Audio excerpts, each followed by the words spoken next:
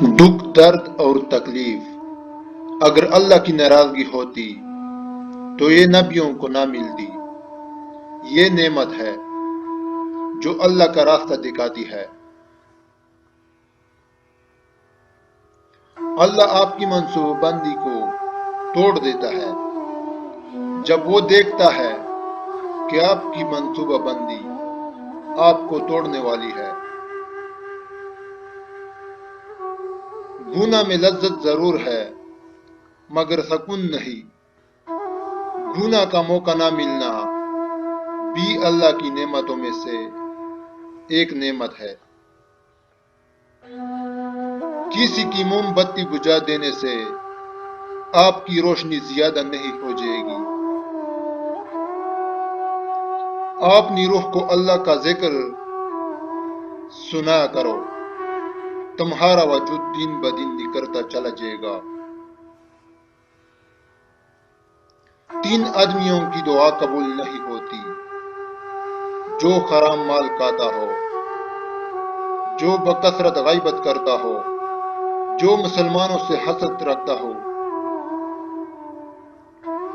माफी वही दे सकता है जो अंदर से मजबूत हो। खोखले इंसान सिर्फ बदले की आग में जलते रहते हैं।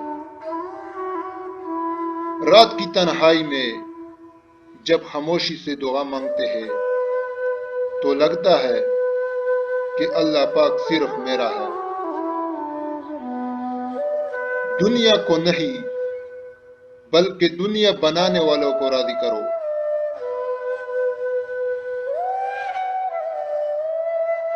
जिद से हासिल की जाने वाली कोई भी ख्वाहिश कभी खुशी नहीं देती। अगर आपके अंदर वो आवाज मौजूद है जो पुकार पुकार कर आपको बताती है कि ये चीज हलाल है और ये हराम, तो अल्लाह का शुक्र अदा करे कि आपका दिल अभी जिंदा है। सुनना सीख लो, बोलना तो सबको आता है। उन लोगों से मत डरो जो अपना बदला लेना जानते हो। हमेशा उन लोगों से डरो जो अपना मामला अल्लाह पर छोड़ देने वाले हो। बेवकूफ से अक्ल की बात करोगे तो वो आपको बेवकूफ समझेगा। मुनाफिक के साथ दोस्ती ना रखो, क्योंकि वो बहुत बड़ा चालबाज होता है।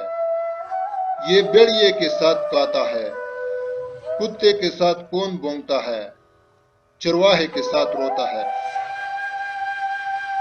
शक और खौफ दिल की दुनिया को 2 हिस्सों में तकसीम कर देते हैं।